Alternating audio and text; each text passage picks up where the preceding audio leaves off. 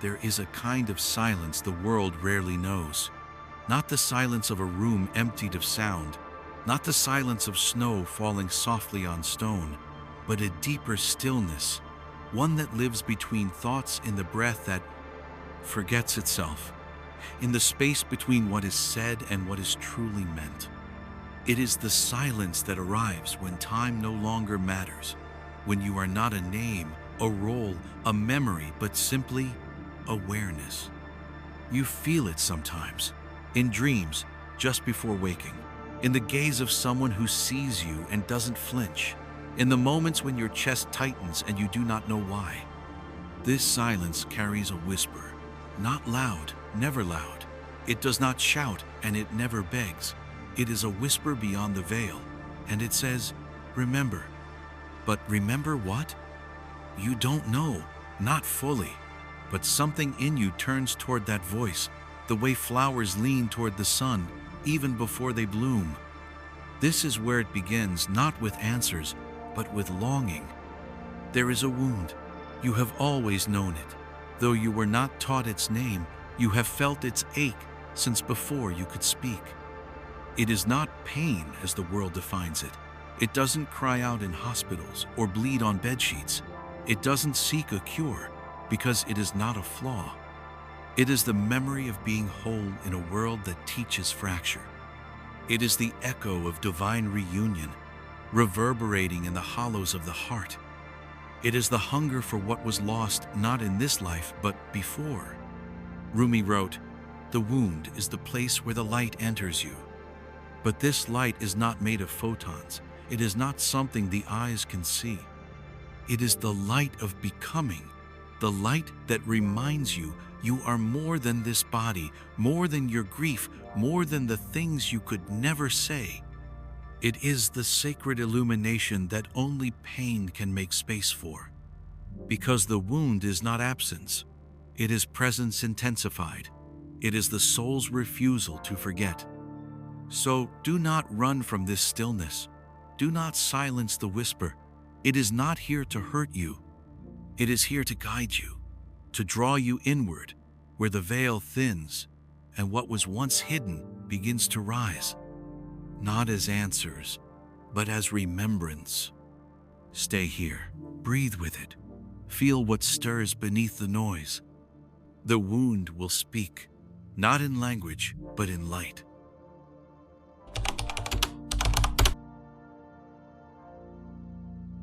You walk with it. Even when you don't feel it, it's there. Folded beneath your smile, tucked into the silence between your words. It lingers in your dreams, where no logic can shield you. It pulses softly, like a memory that hasn't happened yet. You did not choose it. It arrived long before choice, perhaps in childhood, perhaps in another life. Perhaps it was stitched into your spirit by something older than time. This wound does not bleed. It does not scream, but it hums quietly, like an ancient song only your soul remembers. It's the ache behind your laughter, the pause in your joy. Most days, you forget it. You perform your rituals, rise, eat, speak, survive. You carry out the roles assigned to you: child, lover, worker, friend, and the world applauds. As long as you keep pretending, you are whole.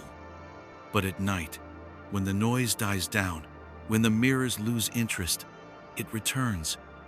A soft weight in the chest, a dissonance, as though you've been playing a beautiful song in the wrong key your entire life. And yet this wound is not your enemy. It is not here to punish you. It is a compass. It points not to suffering, but to something sacred.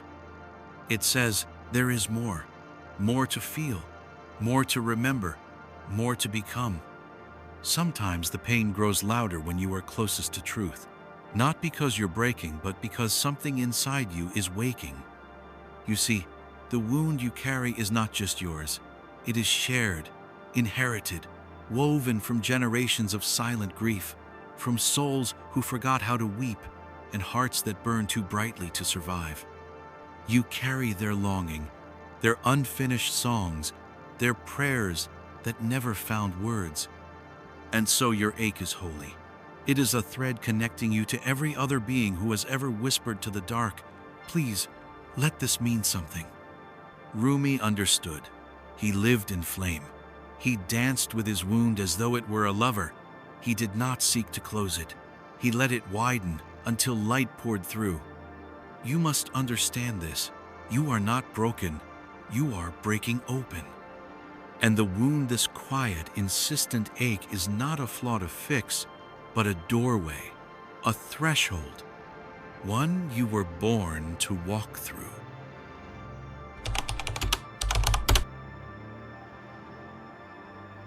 Pain is not the enemy.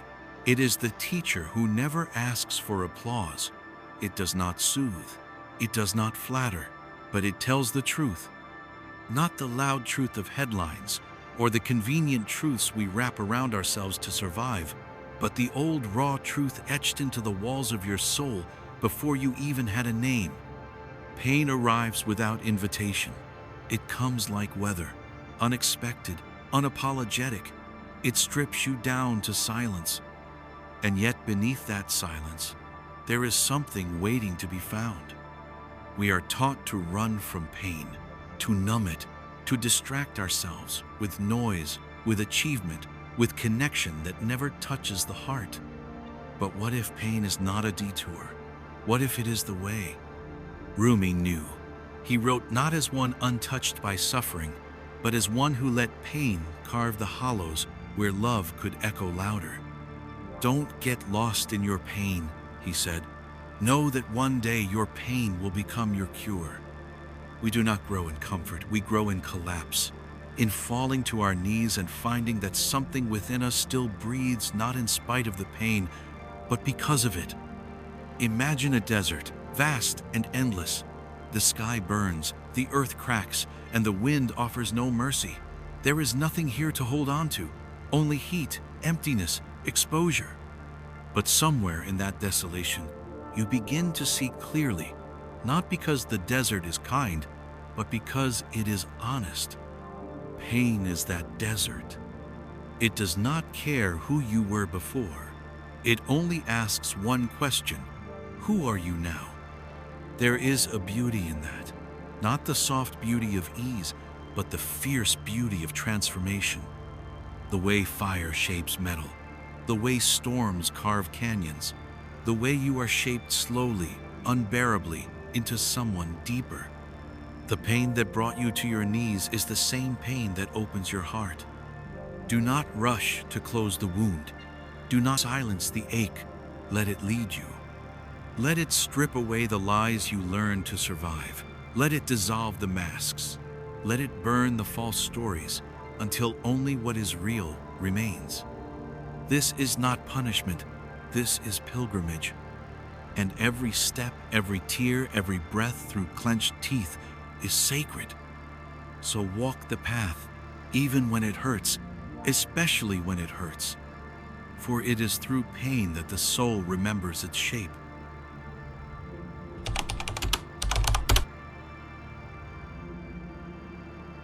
We are taught that healing is the goal, to close the wound, to seal the ache, to become smooth again, whole again, quiet again. But what if the wound is not a flaw in the design? What if it is the doorway, a sacred crack through which something greater enters? The world tells you to recover, to return to normal, but normal was the sleep, the numbness, the forgetting. You were not made to forget. The wound remembers for you. There is a kind of silence that should never return, the silence of a soul shut down, of a heart armored in stone, of a spirit that refuses to feel again because feeling hurts. But the deeper pain is in not feeling at all. Rumi wrote, "Try to close the door to your own pain, and you'll find that the truth is trying to enter there." There are wounds that are meant to remain open, not to bleed, but to breathe, to stay tender so you never harden. A healed wound can vanish. It leaves behind skin that forgets, but an open wound listens.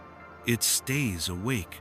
It keeps you soft in a world that tries to make you steel. Do not confuse closure with wisdom. Do not mistake numbness for peace. There are wounds that become altars, sacred spaces inside the chest where the divine continues to whisper. Let them remain. Yes, you will feel the wind in those places, the cold of night, the sting of old memories, the weight of old love. But you will also feel life, real, trembling, wild life. To keep the wound open is to keep the threshold open, to allow light in, to let light out. You are not here to be untouched. You are here to be transformed. And transformation is not clean. It is not neat. It does not come with neat endings and perfect closure. It is messy. It is painful. It leaves you exposed. But it leaves you real. Let the wound remain, not in despair, but in reverence. Not to suffer, but to stay human. Because it is the unhealed places that still long, that still reach, that still love. And if the wound ever closed truly, completely, what would remain of you? Would you still search? Would you still feel the mystery? Would you still hear the whisper on the other side of the veil? Let the wound breathe. Let it remind you, you are alive.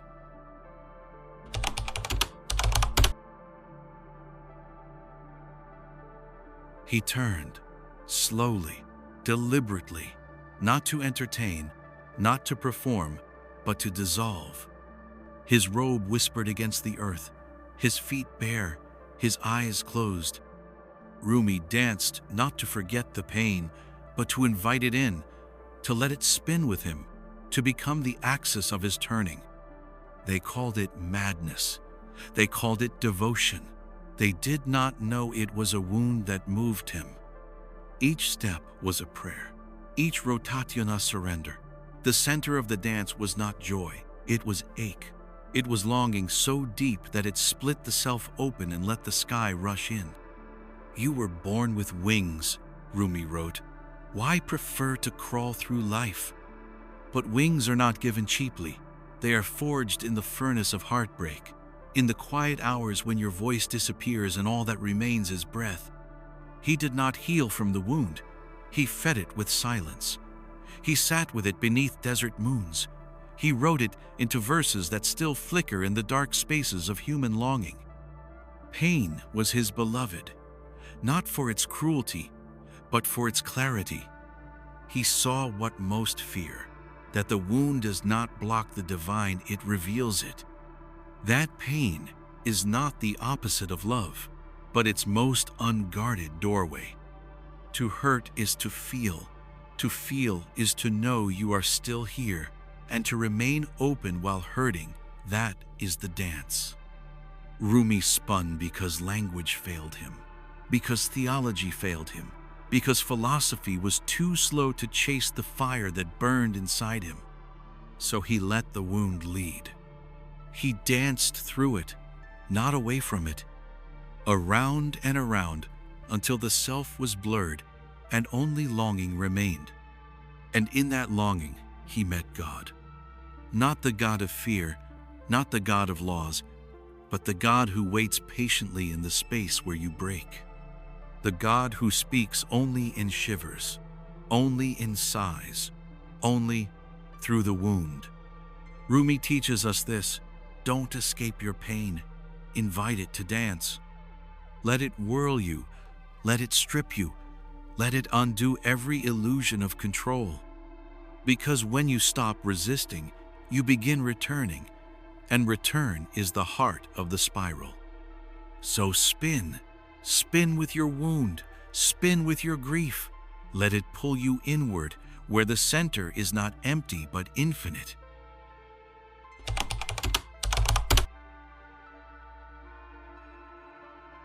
There comes a moment when you stop asking why, not because you found the answer, but because the question dissolves.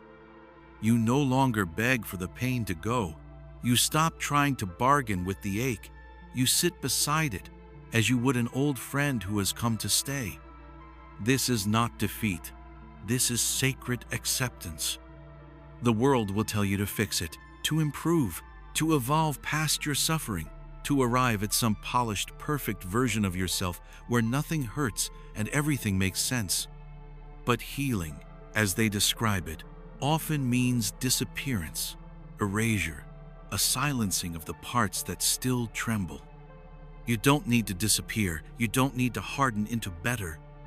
What if you could simply be? Not whole, not broken, but here, breathing. Rumi whispers through time, "Be like a tree and let the dead leaves drop." He doesn't say, "Grow new leaves now." He doesn't say, "Cover your bare branches." He says, "Let go." Acceptance is not passive. It is the deepest kind of strength. To stop striving for repair and instead listen to the shape of the wound, to what it wants to teach, to how it wants to live within you. You may not heal, not in the way others expect. You may still wake at night with that familiar tightness in your chest. You may still carry the ghost of what was lost. But you will no longer curse it. You will no longer treat it as a flaw. Instead, you will build a life around the wound, not in denial of it, but in harmony with it. You will learn which songs soothe it, which silences calm it, which people honor it, and which ones demand that you pretend. This is the quiet wisdom that arrives only when you've stopped running. There is no destination, no perfect version of you waiting at the end of this. There is only now, and the raw, honest beauty of saying, "This is who I am, and this is what I carry." Not for pity, not for drama, but for truth. And in truth, there is freedom. Because you are no longer at war with yourself. You do not need to win. You only need to witness. The wound is not here to be erased. It is here to be held. Gently, patiently, like a candle in the dark, still burning, still beautiful.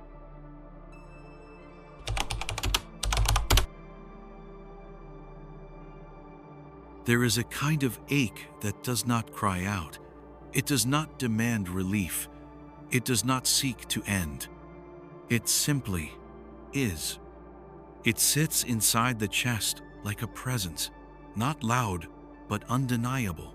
A constant pulse beneath your daily gestures, a quiet hum behind your thoughts. You move through life, you smile, you speak, you create, but always, always, the ache is there. You might mistake it for loneliness, or the echo of an old grief, or perhaps a hunger for something you cannot name. But it is not emptiness.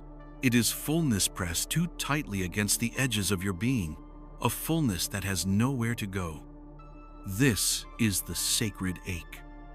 It is the soul remembering something the mind has forgotten. It is the longing for the beloved, for the source, for the infinite home from which we came. You feel it in the quiet moments, in the golden hour light through a dusty window, in music that stirs tears for no reason, in the scent of a place you've never been but somehow recognize. It is the ache that says, you were once whole, you were once one, and you still are beneath all this forgetting. Rumi lived in that ache. He did not flee from it. He followed it. He let it guide him to the edge of himself, and then further still. This longing you express is the return message, he wrote. The grief you cry out from draws you toward union. He understood what few dare to believe, that longing is not a sign of lack, but of closeness, that the ache is not a wound to be cured, but a thread pulling you toward what is most real. Imagine a bird born in a cage who dreams of wind it has never touched. The ache it feels, that's not madness, that's memory, a sacred remembering. So too with us. We ache not because something is wrong, but because something is right and waiting. We ache because we belong to something vast, something eternal, and our bodies are too small to hold it. We ache because the divine speaks in silence, and we were taught only to listen to noise. You do not need to understand the ache. You do not need to resolve it. You only need to honor it. Build a life around it, a gentle, patient life, one that does not rush to explain or solve, one that makes room for mystery. Light a candle for the ache. Sit with it at dawn. Let it shape your words, your art, your love, because it will always be with you, not to torment, but to remind. It is the part of you that never gave up, that still remembers the sound of the infinite, that still sings to the beloved in dreams. The sacred ache is your deepest truth. It is not a flaw. It is not failure. It is the proof that you have not gone numb, that you are still soft enough to feel the divine press against the walls of your soul. So do not silence it. Do not bury it in logic or distraction. Let it ache. Let it pull you home.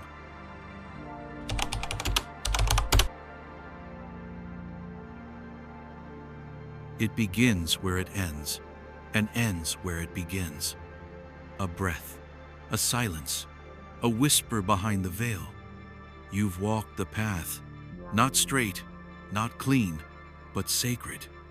Through ache, through silence, through fire, not to rid yourself of the wound, but to sit inside it long enough to see it clearly. Now you know it was never your enemy. The wound is a lens, a gateway, a thin place where spirit touches skin, where light slips in through the broken places and spills into the world. The wound is the place where the light enters you. We repeat it again now, not as poetry, but as recognition. You have seen it. You have felt it. The light was not waiting for your perfection. It needed only your opening. You were never meant to seal yourself shut. You were never asked to become untouchable. You were asked to be real, to remain soft, to be the vessel, even when cracked. Especially when cracked. Because it is through those cracks that you begin to glow. You don't need to chase transcendence. You are already in it. In every tear you didn't wipe away, in every moment you chose presence over escape.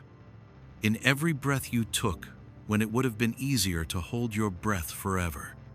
That is holiness. That is light. Let others chase healing like a finish line.